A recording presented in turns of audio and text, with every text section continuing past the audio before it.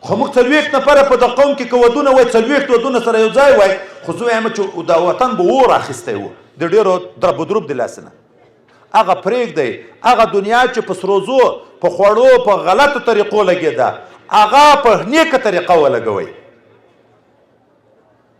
په دغه ودو کې چې مخکې سروزونه وو او خلک راجمع کېده د ټولو انسانانو د ګناه او مسؤلیت د دغه سړي په غاړه و چې دا چا دغه کار ورته جوړوه، د ټولو په ګناه کې ور شریک و. زه دا وایم چې نن نه بعد چې په کور کې زوی ته واده کوئ او خلک راغواړئ هغه واده په جلسه بدل کړئ، خرچه وکئ، ښه ډېره وکئ، ښه ډېر خلک راوغواړئ.